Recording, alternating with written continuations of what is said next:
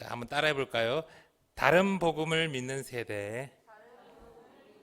예. 전남 완도에서 이제 바다에서 숨진 채 발견된 그 어린아이와 그 부모가 유족도 장례식도 없이 일일날 쓸쓸하게 화장되었다는 소식을 보고는 너무 마음이 아프고 속상했습니다.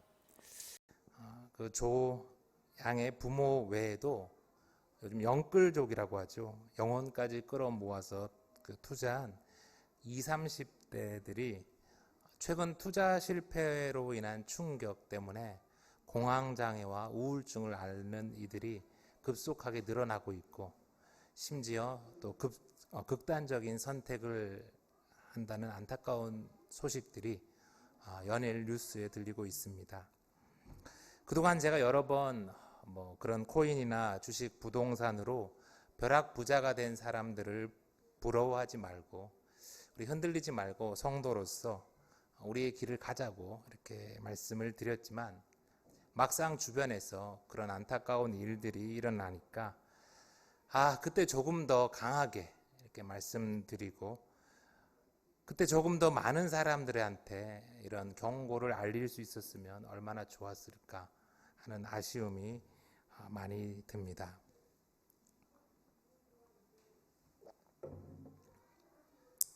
어떤 이들은 이런 사태를 보면서 이 지경까지 방치한 나라에 책임이 있다고도 하고, 어떤 이들은 한탕주의를 노리는 요즘 젊은 세대에 책임이 있다고도 하지요. 물론 책임이 없다고 할 수는 없죠. 그런데 이 자본주의라는 이 체제 속에서 돈을 많이 그리고 쉽게 벌고 싶은 그 인간의 욕망을 나라가 이렇게 막는 게 정말 쉽지가 않을 겁니다. 그러면 여러분, 무엇이 문제일까요?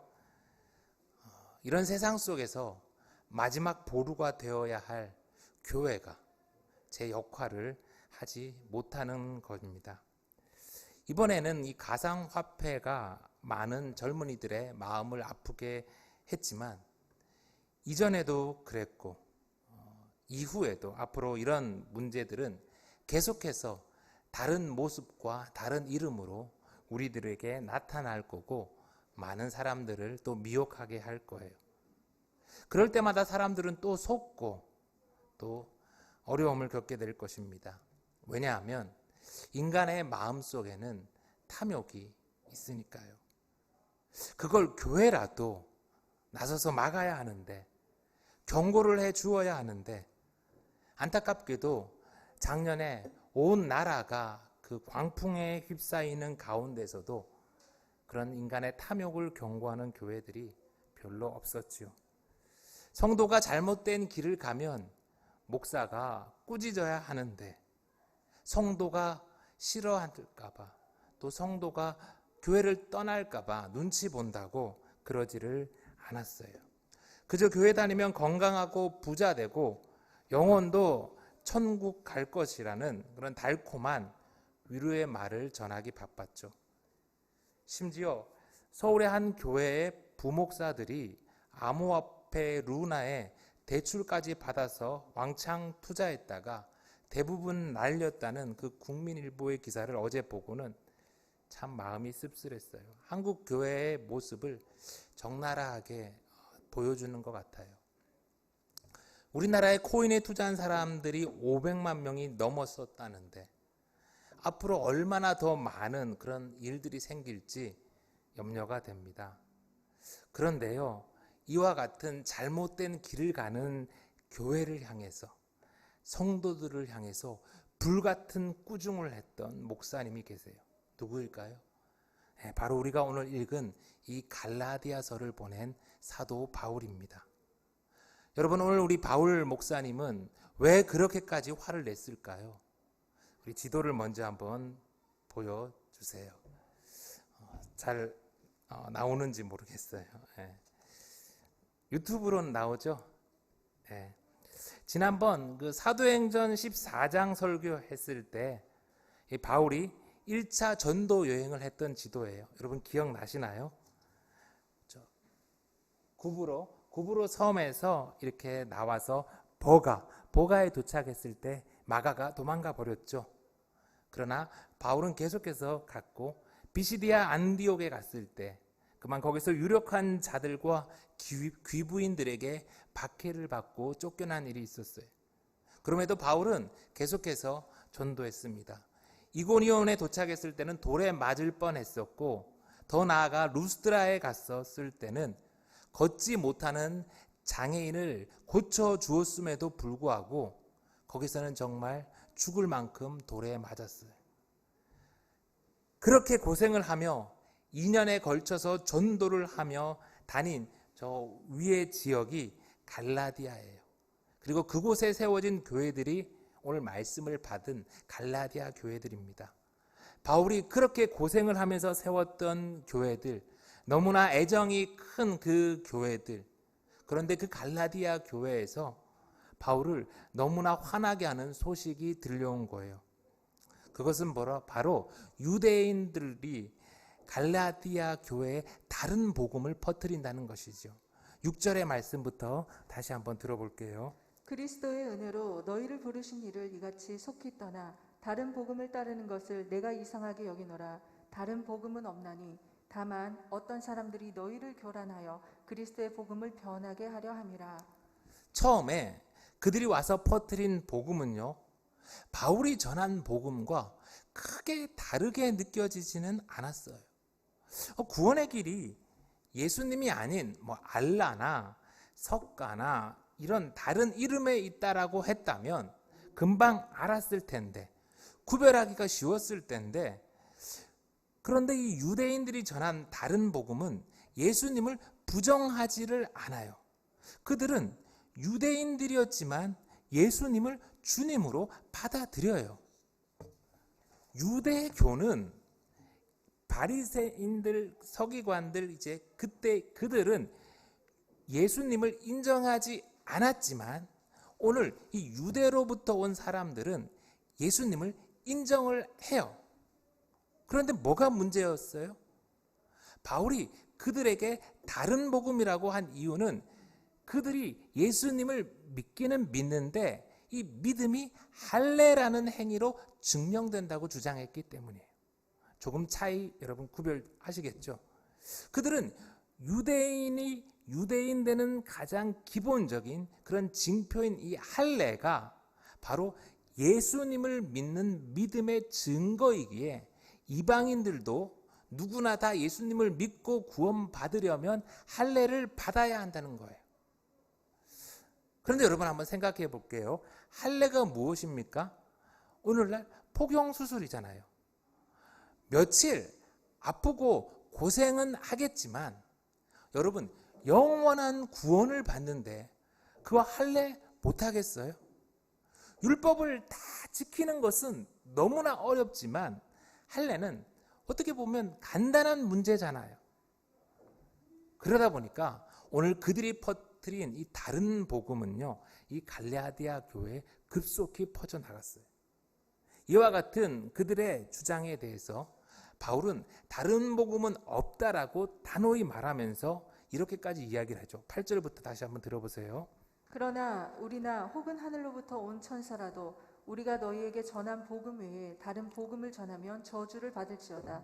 우리가 전에 말하였거니와 내가 지금 다시 말하노니 만일 누구든지 너희가 받은 것 외에 다른 복음을 전하면 저주를 받을지어다. 예루살렘에서 온 그 유대인들이 아니라 하늘에서 온 천사라고 할지라도 다른 복음을 전하면 저주를 받을 거예요. 다시 반복해서 누구든지 다른 복음을 전하면 저주를 받을 거라고 바울은 아마 그의 편지들 가운데 가장 격하게 이렇게 그들을 정죄하고 표현하죠. 그런데 여러분 바울이 왜 이렇게까지 격하게 표현했을까요? 여러분이 만약에 타임머신이란 걸 타고 1년 전으로 돌아가 이번에 죽음으로 발견된 그 조양의 아버지를 다시 만나게 된다면 여러분 어떻게 하실 거예요? 만약에 그분의 옆에 코인은 꿈의 투자처라고 인생을 바꿀 기회라고 속삭이는 누군가가 있는 걸 본다면 여러분 어떻게 하시겠어요? 바울과 같이 말하지 않겠어요? 저주하는 게 좋아 보이지 않지만 그렇게 해서라도 그 어린 생명과 그 가정을 살리기 위해서 여러분 붙들고 호소하지 않겠어요? 그렇게 해야 하지 않겠어요?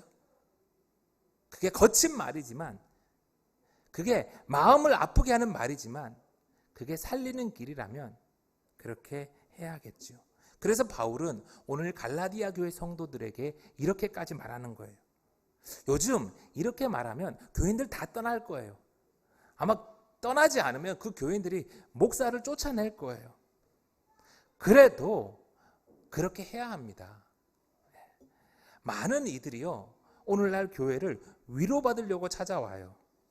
그러나 교회는 밖에서 욕망대로 살다가 넘어지고 쓰러질 때 찾아와서 위로받는 곳이 아니에요. 다음엔 잘 될 것이라는 그런 헛된 소망을 받는 곳이 아니에요. 여러분, 혹시라도 우리 예수생명교회가 좀 커져서 제가 다른 복음을 전한다면, 제가 헛소리 한다면 여러분 저를 과감하게 쫓아내셔야 합니다. 제가 막 안 나가면 여러분들이 떠나셔야 해요. 그런데 여러분, 오늘 할례를 받아야 한다는 이 유대인들의 주장이 뭐가 잘못된 것일까요? 그냥 다 같이 예수님을 주님으로 믿는 것 같은데 그 할례 조금 더 받는 게 뭐가 그리 큰 문제일까요? 지난 한 주간 정말 비가 많이 왔습니다. 우리 파주에는 비가 잘 안 오는데 하루에 297mm 기록적으로 많은 비가 왔죠. 장마철마다 비가 오면 하도 교회에서 그 물 때문에 고생을 많이 해서 이번에도 장마에 비가 많이 온다는 소식을 듣고는 참 걱정이 많이 되었어요.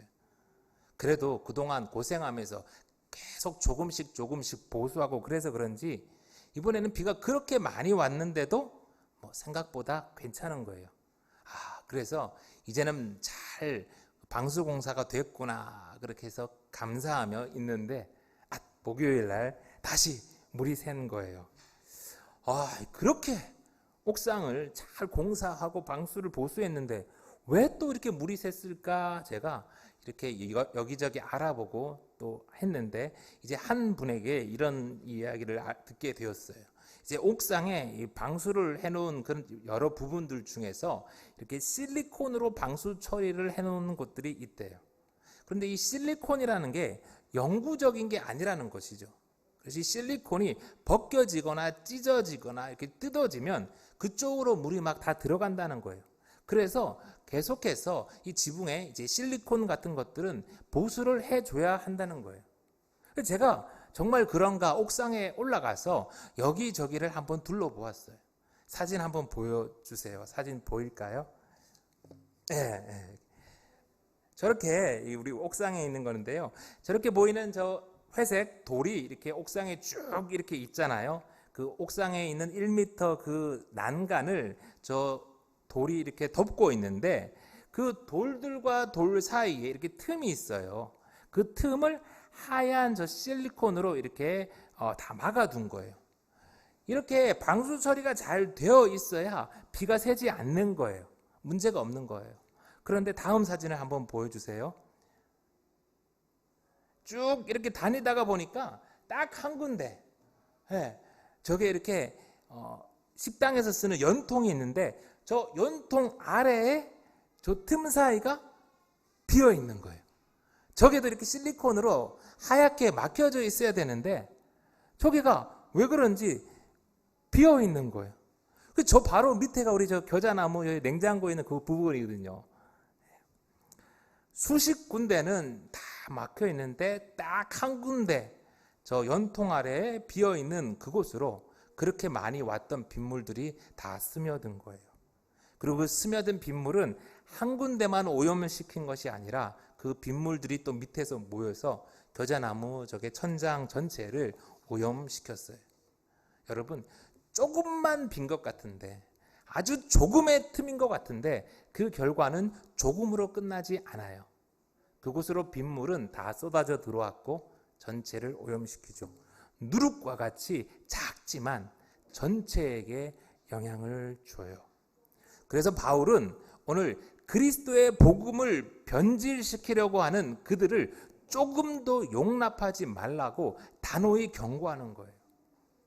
그럼에도 예수님을 믿는 그 믿음에 할례를 더하면 된다는 그들의 이 다른 복음은 누룩과 같이 이 갈라디아 교회에 급속히 퍼졌어요.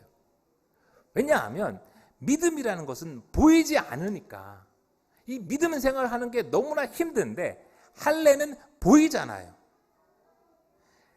진짜 믿음은, 진짜 복음은 이 믿음으로 사는 이 보이지 않는 싸움을 평생을 해야 하는 힘든 길인데, 할례는 일주일만 고생하면 한 번만 받으면 되니까 얼마나 편하고 좋아요. 마음으로 믿고 겉으로는 할례를 받기만 하면 내가 진짜 예수님을 믿는 게 되고, 또 내가 구원도 받았다고 하니까 너무나 매력적인 거예요. 그러나 이건 완전히 다른 복음, 틀린 복음이죠. 믿음에 할례를 더해야 한다는 것은 믿음으로 부족하다는 거예요. 예수님이 다 이루셨는데, 예수님이 율법의 완성인데 거기다가 율법을 또 더해야 한다면, 우리를 위해서 예수님이 십자가에 죽으신 그 예수님의 희생이 불완전한 거고, 급기야 예수님이 하나님 되시다는 것을 부정하는 거예요. 조금 틀린 것 같지만 다른 복음, 바울이 저주하는 복음이죠. 여러분, 그런데요, 안타깝게도 이 저주받을 다른 복음이 갈라디아 교회뿐만 아니라 오늘날 교회에도 누룩과 같이 너무나 퍼져 있어요. 물론 지금도 그때처럼 그들은 예수 믿어야 구원받는다는 진리를 부정하지는 않습니다. 모두가 예수 믿어야 천국 간다라고 말은 해요. 그런데 그러면서 살포시 율법을 얹어요. 여러분, 요즘 율법은 뭡니까? 주일 성수, 11조, 새벽기도, 금요기도, 큐티, 전도, 선교, 봉사 뭐 등등등 각자가 중요하게 생각하는 율법들이 있어요. 그래서 어떤 분들은 하늘이 두 쪽 나도 교회 가서 예배를 드리려고 이렇게 애를 쓰고 어려운 가운데서도 최선을 다해서 11조를 드립니다. 목사로서 얼마나 귀하고 감사하고 좋은지, 귀한 성도인지 몰라요. 그런데요, 만약 이것들을 내가 예수 믿고 구원받는 증거로 여긴다면, 그것을 나의 믿음으로 여긴다면 다른 복음이에요. 틀린 복음인 거예요. 나는 주일 성수하니까, 나는 11조 하니까 나는 구원받았어, 그렇게 생각하면서 살고, 또 그러지 못한 사람들을 정죄한다면 다른 복음, 틀린 복음을 붙들고 있는 거예요. 분명 주의를 지키고 헌금 생활을 하는 것도 너무너무 중요하지만 그것이 구원받는 믿음의 증표는 아니에요. 그런데 이와는 또 정반대의 모습도 있어요. 예수님을 내가 믿음으로 구원을 받았으니 이제 율법은 필요 없다는 거예요. 나는 자유하니, 나는 내 편한 대로 신앙생활을 하겠다는 거예요. 뭐하러 힘들게 예배당 가서 예배 드려? 아무 데서나 유튜브 틀어놓고 예배 보면 되지. 11조를 왜 해? 내가 돈 쓰고 싶을 곳이 얼마나 많은데. 봉사 안 해도, 전도 안 해도 나 예수 믿는데 내 구원은 보장된 거 아냐? 그렇게 내 편한 대로 신앙생활을 하는 거죠. 요즘은 전자보다 후자가 훨씬 더 많은 것 같아요. 여러분, 그래도 된다면, 그래도 구원받을 수 있다면 예수님께서 이 땅에 오셨을 때 아마 그 골치 아픈 율법들을 다 폐하셨을 거예요. 고통스럽게 십자가에서 죽으시지도 않으셨을 거예요. 그러나 예수님은 율법을 폐하지도 않고 도리어 율법을 완성하셨어요. 그 모진 고통을 다 감당하며 십자가에 달려 죽으셨어요. 여러분, 그러면 우리가 붙들어야 할 진짜 복음은 무엇입니까? 갈라디아서 2장 20절부터 우리 다 같이 한번 고백하겠습니다. 갈라디아서 2장 20절 말씀이 준비되는 대로 우리 다 같이 고백합니다. 시작. 내가 그리스도와 함께 십자가에 못 박혔나니 그런즉 이제는 내가 사는 것이 아니요 오직 내 안에 그리스도께서 사시는 것이라. 이제 내가 육체 가운데 사는 것은 나를 사랑하사 나를 위하여 자기 자신을 버리신 하나님의 아들을 믿는 믿음 안에서 사는 것이라. 여러분, 복음은요, 율법의 몇 가지를 더하고 몇 가지를 빼는 게 아니에요. 예수님이 나를 위해 십자가에 죽으시고 부활하셨다는 그 사실을 알고는 일주일에 예배 한 번씩 드리고 내가 가진 것 중에 적당한 얼마를 헌금하고 그렇게 해서 구원받는 게 아니라는 거예요. 예수님이 나를 위해 십자가에 죽으시고 부활하셨다는 것을 믿는 것은 나도 예수님처럼 십자가에 못 박히며 사는 거예요. 비록 땅에서 육체 가운데 여전히 살아가지만 육신의 욕망대로 사는 게 아니라 이젠 내 안에 계신 그리스도와 함께 날마다 사는 거예요. 그렇게 사는 게 믿는 거고 그렇게 믿어야 구원받는다는 거예요. 그런데 오늘 교회는요, 복음을 너무도 우습게 만들었어요. 세상에서 가장 쉬운 게 교회 다니며 천국 가는 것 같아요. 다시 한번 말씀드릴게요. 믿음으로 사는 거는 나를 위해 십자가에 죽으시고 부활하신 예수님을 따라서 나도 날마다 십자가에 못 박히며 사는 거예요.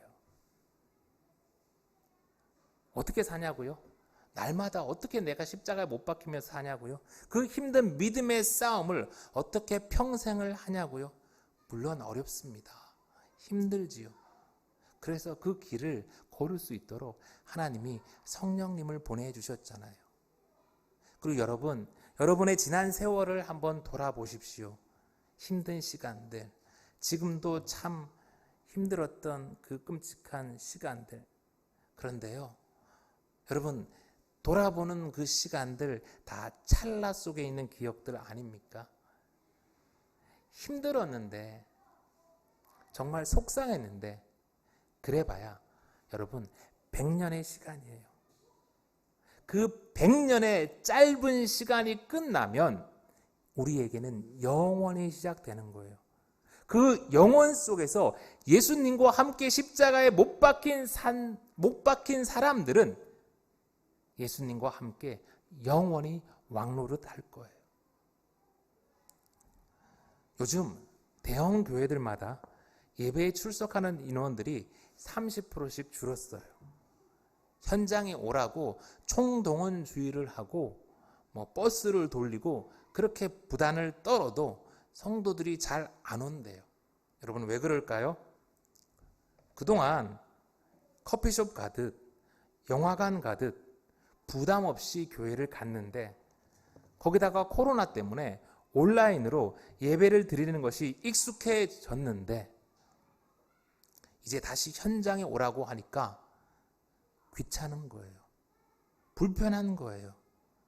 더 편하고 더 부담 없이 신앙생활 할 수 있는 방법이 얼마나 많은데 굳이 현장에 가요. 여러분, 그런데요, 그러면 정말 구원받을 수 있을까요? 여름이 돼서 그런지 우리 옆방 겨자나무에 있는 해피트리가 축 처져서 힘없이 이제 죽어가는 것 같았어요.